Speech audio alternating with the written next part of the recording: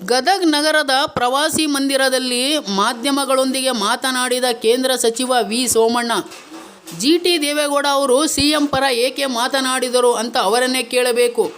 ಅವರು ಸೀನಿಯರ್ ರಾಜಕಾರಣಿ, ಯಾಕೆ ಹೀಗೆ ಹೇಳ್ತಾರೆ ಅದು ಅವರಿಗೆ ಗೊತ್ತು ಅಂತ ವ್ಯಂಗ್ಯವಾಡಿದರು.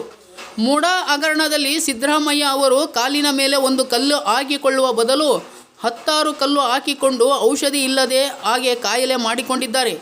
ಸಿಎಂ ಸಿದ್ದರಾಮಯ್ಯ ನಾನು ಒಟ್ಟಿಗೆ ರಾಜಕೀಯಕ್ಕೆ ಬಂದವರು.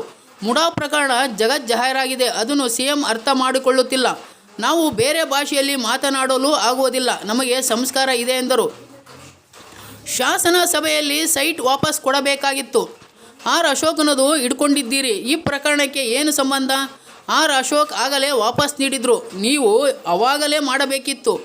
ಸಿಎಂ ಸ್ಥಾನ ಶಾಶ್ವತವಲ್ಲ, ವ್ಯವಸ್ಥೆಯಲ್ಲಿ ಯಾರೂ ದೊಡ್ಡವರಲ್ಲ, ಕಾನೂನು ಎಲ್ಲರಿಗೂ ಒಂದೇ. ಸಿದ್ದರಾಮಯ್ಯ ತಾವೇ ಕೆರೆದುಕೊಂಡು ಹುಣ್ಣು ಮಾಡಿಕೊಂಡಿದ್ದಾರೆ ಎಂದು ವಿ ಸೋಮಣ್ಣ ಟಾಂಗ್ ನೀಡಿದರು. ನ್ಯೂಸ್ ಬ್ಯೂರೋ ಚಂದ್ರಶೇಖರ್ ಸೋಮಣ್ಣವರು. ವಿಷಯದಾಗ ಅವರು ಹ್ಯಾಂಡ್ ಓವರ್ ಮಾಡಿದ್ರು, ಅಶೋಕ್ ಅವ್ರು ಹ್ಯಾಂಡ್ ಓವರ್ ಮಾಡಿದ ತಕ್ಷಣ ಅದು ತನಿಖೆ ಬೇಡ ಅಂತ ಕೈ ಬಿಟ್ಟರು. ಈಗ ಸಿದ್ದರಾಮಯ್ಯರು ಕೂಡ ಹ್ಯಾಂಡ್ ಓವರ್ ಮಾಡಿದ್ದಾರೆ. ಒಂದು ನಿಮಿಷ ತಾಳಿ, ಅವ್ರು ಹ್ಯಾಂಡ್ ಓವರ್ ಮಾಡಿದ್ದು ಕೋರ್ಟ್ಗೆ ಹೋಗಿರಲಿಲ್ಲ, ಹೈಕೋರ್ಟ್ಗೆ ಹೋಗಿರಲಿಲ್ಲ. ಪ್ರೈಮರಿ ಸ್ಟೇಜ್ನಲ್ಲಿ ಅದೇನು ಮಾಡಿದ್ದಾರೆ ನನಗೆ ಗೊತ್ತಿಲ್ಲ. ಅದ್ರ ಪೂರ್ತಿ ಇವರು ಈ ಕೃಷ್ಣ ಬೈರೇಗೌಡ ಹೇಳೋದು ಮತ್ತು ಪರಮೇಶ್ವರ್ ಹೇಳಿದ್ರ ಮೇಲೆ ನಾನು ಕೂಡ 4-5 ದಿವಸ ಬರೀ ಸುತ್ತಾಡ್ತಾ ಇದ್ದೀನಿ. ನಿಮಗೆ ಗೊತ್ತಿದೆ, ನೆನೆ ನಾನು ತುಮಕೂರು, ಚಿತ್ರದುರ್ಗ, ದಾವಣಗೆರೆ, ಹುಬ್ಳಿಗೆ ಬಂದು ಬೆಳಗ್ಗೆಯಿಂದ ನಮ್ಮ ಇಲಾಖೆ ರಿವ್ಯೂ ಮಾಡಿ ನಾನು ಮಾಡ್ತಾಯಿರೋದು. ನಮ್ಮದು ಸುಮಾರು ವರ್ಷದ ಪ್ರಾಜೆಕ್ಟ್ಗಳೆಲ್ಲ ಹಂಗೆ ಇದ್ವು. 43,000 ಕೋಟಿ ರೂಪಾಯಿ.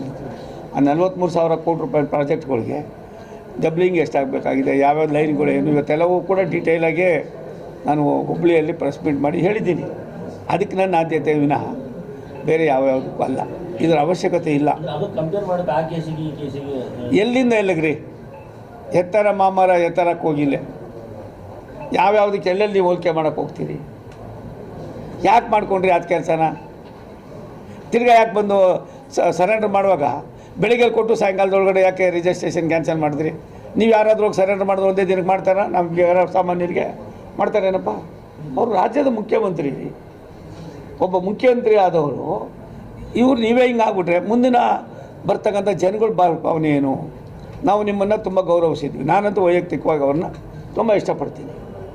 ಆದರೆ ನಿಮ್ಮ ನಡವಳಿಕೆ ದಿನ ಒಂದೊಂದು ಗಂಟೆಗೆ ಒಂದೊಂದು ಥರ ಆದಾಗ ವೆರ್ ಇಸ್ ದಿ ಎಂಡ್? ಬೆಕ್ಕ ಕಟ್ಟೆ ಕಟ್ಟೋರು ಯಾರು? ನೀವಾಗ ಕಟ್ಟೋಕ್ಕಾಯ್ತದ? ಅವರು ಮುಖ್ಯಮಂತ್ರಿ, ನಾವೇನು ಹೇಳಿದೆ? ನಾನು ಬೇರೆಯವ್ರಾಗ ಮಾತಾಡಿಲ್ಲ. ನೀವೇ ಮಾಡ್ಕೊಂಡಿರೋ ಕಾಯಿಲೆ ಇದು, ನೀವೇ ಕೆರ್ಕೊಂಡಿರೋ ಹುಣ್ಣಿದು, ಅದು ನೀವೇ ಔಷಧಿ ಹಾಕೋಬೇಕು. ರಾಜೀನಾಮೆ ಕೊಡಿ. ಅದಾದಮೇಲೆ ಎನ್ಕ್ವೈರಿ ಆಗಿ ಎಲ್ಲ ಆಗಿ ನೀವು ತಪ್ಪಿತಸ್ಥರಲ್ಲ ಅಂತ ಅಂದಾಗ ಕೋರ್ಟ್ ತೀರ್ಮಾನ ಮಾಡಿದ್ರೆ ನೀವೇ ಮುಖ್ಯಮಂತ್ರಿ ಆಗಿ ನಿಮ್ಮ ಪಾರ್ಟಿಲಿ ನಿಮ್ಗೆ ಅಷ್ಟೊಂದು ಇಡ್ತಾ ಇಲ್ಲದೆ ಹೋದ್ಮಾಗ ನಾವೇನು ಮಾಡೋಕ್ಕಾಯ್ತದೆ? ಸರ್ ಅದನ್ನ ಬಿಟ್ಬಿಟ್ಟು ಇನ್ನೇನಾದ್ರು ಕೇಳಿ ಸರ್. ಅದು ಯಾವುದೋ ಸರ್ ಪೋಸ್ಟ್ ಮಾರ್ಟಮ್ ಮಾಡಿಕೊಂಡು ಸುಮ್ಮನೆ ಪದೇ ಬಿಡ್ರಿ. ಸ್ವಾಮಿ ನೋಡಿ, ನಾನು ಸಿದ್ದರಾಮಯ್ಯ ನಾವೆಲ್ಲ ಒಟ್ಟಿಗೆ ರಾಜಕೀಯಕ್ಕೆ ಬಂದವರು. ನಿಮಗೆಲ್ಲರಿಗೂ ಗೊತ್ತಿದೆ, ಜಗಜ್ಜಾಹೀರಾಗಿದೆ. ಹೇಳಿದ್ದೇ ಹೇಳ್ತಾ ಇದ್ರೆ ನಿಮಗೊಂದು ಅನ್ನೋದಕ್ಕಿಂತ ನೋಡೋರಿಗೆ ಟಿ ವಿನೇ ಬಂದ್ ಮಾಡಿಬಿಡ್ತಾರೆ. ಅದು ಆ ಪರಿಸ್ಥಿತಿ ಬಂದಿದೆ. ಅವಶ್ಯಕತೆ ಇಲ್ಲದು. ಯಾಕಂದರೆ ಅವ್ರಿಗೆ ಅದನ್ನು ಅರ್ಥನೇ ಮಾಡ್ಕೊಳ್ಳದೆ ಹೋದ್ಮೇಲೆ ಏನು ಮಾಡೋದು ನಾವು? ಮತ್ತು ನಾವು ಬೇರೆ ಭಾಷೆಯಲ್ಲಿ ಮಾತಾಡೋಕ್ಕಾಗೋದಿಲ್ಲ. ನಮಗೆ ಸಂಸ್ಕಾರ ಇದೆ. ಪರಿಸ್ಥಿತಿನ ಅವರು ಯಾರ್ದೋ ಜೊತೆಗೆ ಏನೋ ಹೋಲಿಕೆ ಮಾಡೋದು, ಜಿಟಿ ದೇವೇಗೌಡ ಮತ್ತೊಬ್ಬ ಇವೆಲ್ಲ ಅನಿರೀಕ್ಷಿತ ರೀ. ಆದರೆ ಪರಿಸ್ಥಿತಿ ಏನಂತ ನಾವೇ ಮಾತಾಡಿಕೊಂಡು ಅವರೇ ಹೇಳಿದ್ರು, ನಾವು ಸುಮ್ಮನೆ ಇದ್ವಿ, ಅವರೇ ಆತ್ಮಸಾಕ್ಷಿ ಅಂದ್ಬಿಟ್ಟು ಅದೆಷ್ಟೊಂದು ಕಾಮೆಂಟ್ ಆಗ್ತಾಯಿದೆ. ಬೇಡ, ಅವರೇ ಹೇಳಿದ್ರು 62 ಕೋಟಿ. ನಾವು ಹೇಳಿದ್ವು ಯಾರಾದ್ರೂ? ನಾವು ಹೇಳಿದ್ವು ಸಾಹೇಬ್ರೆ, ನಾವಾಗಲಿ ನೀವಾಗಲಿ? ಅವರೇ ಹೇಳ್ಕೊಂಡ್ರು. ಅದು ಆಗಲಿ. ಇದೇ ಔಷಧ ನೀವು ಇದಾದಾಗ ಶಾಸನ ಸಭೆಯಲ್ಲಿ ಅವತ್ತೇ ನೀವು ಕೊಟ್ಬಿಡ್ಬೋದಾಯಿತು. ಅಶೋಕಂತ ಹಿಡ್ಕೊಂಡಿದ್ದೀರಿ. ಅಶೋಕಂತ ಇದಕ್ಕೇನು ಸಂಬಂಧ? ಅವನೇನು ಮಾಡ್ದ? ಆಗಿದ್ದು ತಪ್ಪಾಗಿದ್ದು, ಬೇಡ ಸರೆಂಡರ್ ಮಾಡಿಬಿಟ್ಟು ಅವತ್ತೇ ನೀವು ಆ ಕೆಲಸ ಅವಾಗೇ ಮಾಡಿಬಿಡ್ಬೋದಾಯಿತು. ಇಷ್ಟೆಲ್ಲ ಚರ್ಚೆಗಳಿಗೆ ಹೋದರೆ ಎಲ್ಲೆಲ್ಲೋ ಹೋಗ್ತದೆ. ಮತ್ತು ಒಂದು ನಮ್ಮ ಅನುಭವನ ನಾವು ಹಂಚ್ಕೊಳ್ಳದೆ ಹೋದರೆ ನಾವೇ ಚಿಕ್ಕವರಾಗ್ತೀವಿ. ವ್ಯವಸ್ಥೆಯಲ್ಲಿ ಯಾರೂ ದೊಡ್ಡವರಲ್ಲ, ಕಾನೂನು ಎಲ್ಲರಿಗಿಂತ ದೊಡ್ಡದು. ಅದನ್ನು ನಾವು ನಡ್ಕೊಂಡು ಹೋಗ್ಬೇಕಾಯ್ತದೆ. ನಾನು 7 ಬಾರಿ MLA, 2 ಬಾರಿ ಕಾರ್ಪೊರೇಟ್, ಏನೆಲ್ಲ ಆಗಿದ್ದೀವಿ. ಸುಮಾರು ಸಾರಿ ಅವ್ರ ಮೇಲೆ ಎಲೆಕ್ಷನ್ ನಿಂತಿದ್ದೆ, ಸೋತ್ವಿ. ನಾವೆಲ್ಲೂ ಕೂಡ ಒಂದು ಮಾತಾಡ್ತಾರೆ. ಅವರೆಲ್ಲ ಮಾಡ್ಕೊಂಡು ಹೋದರು. ಅದು ಹೆಂಗಾಯ್ತು ಏನಾಯ್ತು ದೇಶಕ್ಕೆ ಗೊತ್ತಿದೆ.